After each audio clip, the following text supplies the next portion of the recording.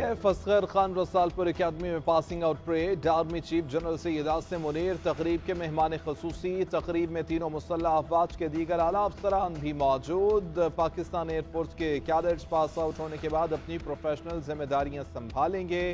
Pass out होने वाले cadets के अजीज व अकारिब की बड़ी तादाद भी तकरीब में मौजूद। नुमाया कारकर्दगी दिखाने वाले कैडेट्स को इनामात से नवाजा जाएगा।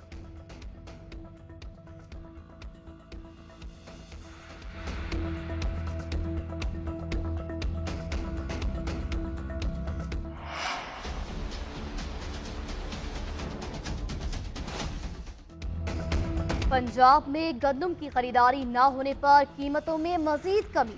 किसान की मन गंदम 3,000 रुपए तक बेचने पर मजबूर। पंजाब हुकूमत किसानों से गंदम खरीदने का फैसला न कर सकी। गंदम की खरीदारी पर पंजाब हुकूमत और किसानों में डेडलॉक। किसानों का आज पंजाब के तमाम अजला में मुजाहरों का ऐलान। किसान तंजीमें सड़कों पर गंदम रखकर धरने देंगी। किसान इत्तेहाद के रहनुमाओं ने कहा, पंजाब हुकूमत ने अभी तक किसानों से गंदम की खरीदारी शुरू नहीं की। काश्तकारों को मार्केट के रहमो करम पर छोड़ दिया गया। पंजाब हुकूमत ने फिलहाल गंदम न खरीदने की पॉलिसी अपना ली। चंद रोज बाद छोटे किसानों को किसान कार्ड से इमदाद दी जाएंगी।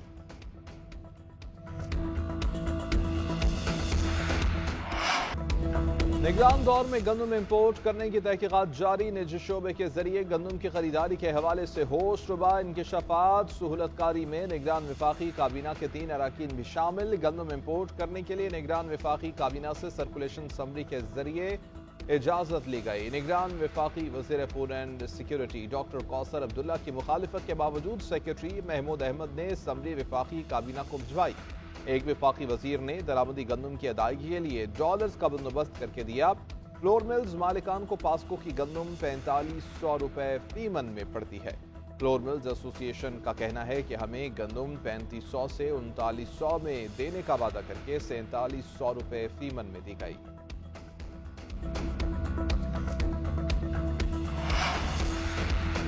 कर्ज का नया प्रोग्राम। IMF की सख्त शराइत पर मिलने का इम्कान। पाकिस्तान की जानिब से नए कर्ज प्रोग्राम पर मुज़ाकरात के लिए पाकिस्तान और आलमी मालियाती फंड के दरमियान शेड्यूल तय पा गया।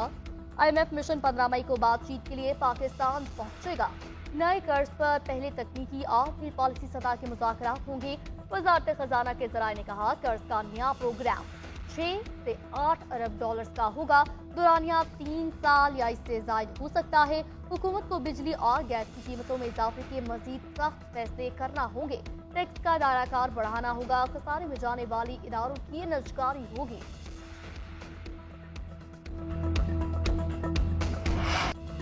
कराची समेत सिंध में क़याम अमन का मिशन। सिंध के एपिक्स कमेटी का इजलास आज होगा। सूबे में अमन अमान की मजमूई सूरत हाल का जायजा लिया जाएगा। आसिफ जरदारी की जेर सदारत इजलास में बड़े बड़े फैसले होंगे। कराची में अमन अमान की सूरत हाल, कच्चे में डाकुओं के खिलाफ ऑपरेशन पर गौर। सदर जरदारी की कराची स्टेट सिटी प्रोजेक्ट जंगी बुनियादों पर मुकम्मल करने की हिदायत। बोले, कराची में स्ट्रीट क्राइम की कोई वजह नहीं। गाड़ियां और मोबाइल चोरी होने के बाद कहाँ जाते हैं पुलिस को मालूम होना चाहिए। सिंध हुकूमत को विभाग से जो भी असलहा और दीगर सहूलियात चाहिए वो मुहैया करवाएंगे। किसी सूरत जमीनों पर कब्जा नहीं करने दूंगा।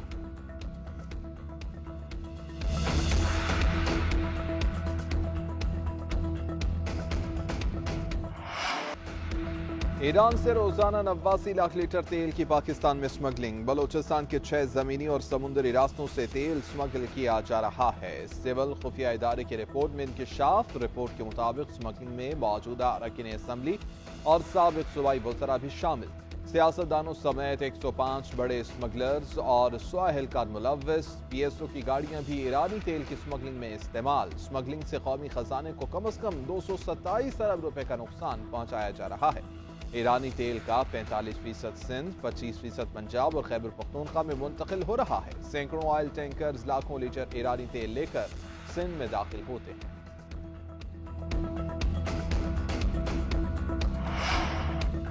मौलाना फजलुर रहमान का मैंडेट चोरी नहीं हुआ, उनके साथ धोखा हुआ। धोखा देने वाले वो लोग हैं जिनके साथ मौलाना मिलते थे। पूरी कौम जानती है मैंडेट चोरी हुआ। चोरी होने और धोखे में फर्क है। कुछ लोगों के साथ डील की गई, उनको फॉर्म 47 के जरिए जितवाया गया और अगर आपको नहीं जितवाया गया तो उनसे पूछ लें। वज़ीर आला खैबर पख्तूनख्वा यमीन गंडापुर की मीडिया से गुफ्तगू। कहा, बानी चेयरमैन कभी डील न की, न आइंदा वो करेंगे। ये ना सोचे कि वो किसी कुर्सी के लिए डील करेंगे। बानी पीर के आईनी इदारों के साथ बातचीत का टास्क दिया। किसी इदारे से जो भी बात होगी सबके सामने होगी, कोई बात किसी से छुप कर नहीं होगी।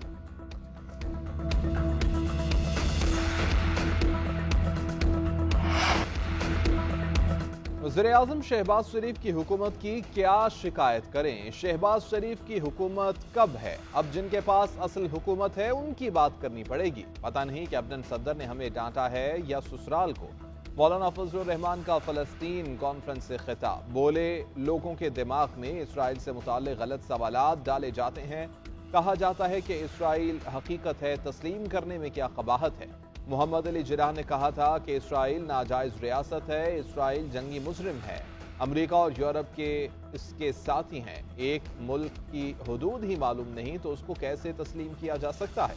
अब दुनिया को अक़वाम मुत्तहिदा को फ़लस्तीन की आज़ादी की बात करनी पड़ेगी। पाकिस्तान और मुस्लिम दुनिया की सोच में तब्दीलियाँ अमेरिका की ताकत की वजह से आई। दौरा ऑरलैंड और इंग्लैंड के लिए कौमी क्रिकेट टीम का ऐलान आज होगा। सिलेक्शन कमेटी दोनों दौरों के लिए हतमी स्क्वाड का ऐलान करेगी। पाकिस्तान और आयरलैंड के दरमियान 3 T20 मैचेस की सीरीज 10 मई से शुरू होगी। डबलिन में पहला मैच 10, दूसरा 12, तीसरा 14 मई को होगा। इंग्लैंड के साथ 4 T20 मैचेस खेले जाएंगे। 22 मई को लीड्स, 25 मई को बर्मिंघम में मैचेस होंगे। 28 मई को कार्डिफ और 30 मई को ओवल क्रिकेट स्टेडियम में मैचेस शेड्यूल हैं।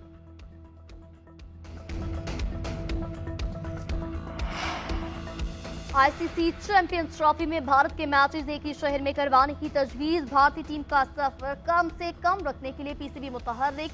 जराये के मुताबिक भारतीय टीम के पहले राउंड के मैच कसाफी स्टेडियम में रखे जाने का इम्कान। इब्तदाई ड्राफ्ट शेड्यूल आईसीसी को भेज दिया गया। आईसीसी दीगर मुल्कों से फीडबैक लेगा। आईसीसी चैंपियंस ट्रॉफी फरवरी 2025 में पाकिस्तान में शेड्यूल। मैचेस कराची, लाहौर और रावलपिंडी में होंगे।